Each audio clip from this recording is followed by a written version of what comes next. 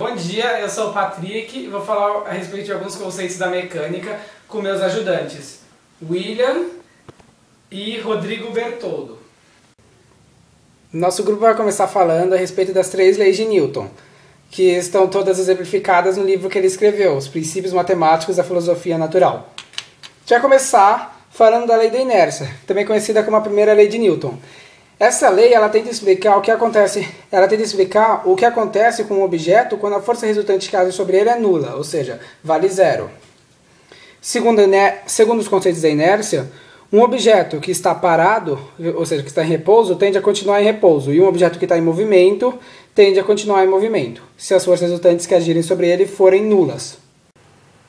Segunda lei de Newton. Essa segunda lei de Newton, diferentemente da primeira, tende a explicar o que acontece com o objeto quando as forças que atuam sobre ele são diferentes de zero, ou seja, quando a resultante é distinta de zero.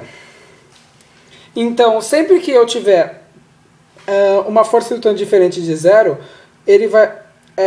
eu vou ter um objeto sujeito a uma aceleração.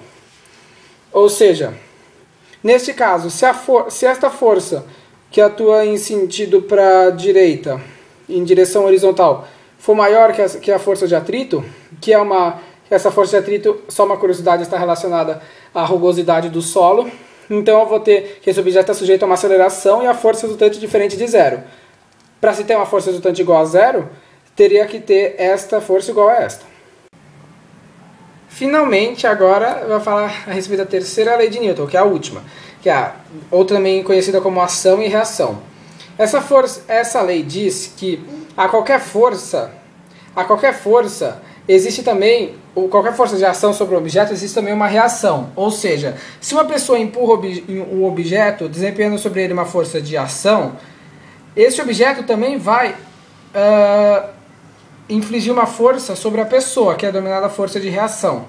É importante notar que essas forças nunca vão se cancelar, porque elas agem sobre objetos diferentes. Aqui, por exemplo, a força de ação age sobre a pedra e a força de reação age sobre o menino. Para esse conceito não ficar muito abstrato, a gente vai dar um exemplo do cotidiano.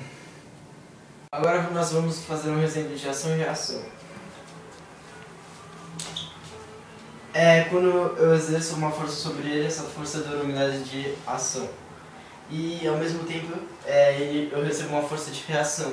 E essas não se anulam porque são forças que são aplicadas em objetos diferentes. Outro exemplo do cotidiano que a gente pode observar é a queda de uma gota d'água.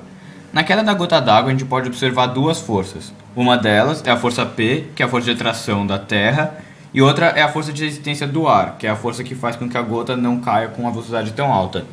E uma coisa que a gente pode observar ao longo da queda dessa gota d'água, por exemplo, na chuva, é que ao longo do tempo a força P vai se igualar à força de resistência do ar, fazendo com que a força resultante seja igual a zero.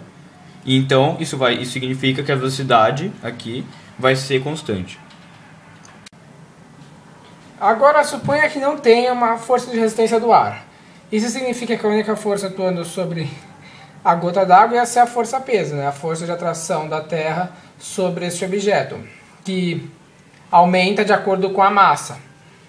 Se é a força resultante, no caso aqui a força resultante vai ser diferente de zero, vai ser para baixo. Então a velocidade não será constante, a velocidade vai variar. E essa gota vai estar sujeita a uma aceleração. Isso significa que quanto maior o tempo de queda, maior será a força com que essa gota vai atingir o solo. Então imagina uma chuva que cai com velocidades fortíssimas que poderiam causar dano no ser humano.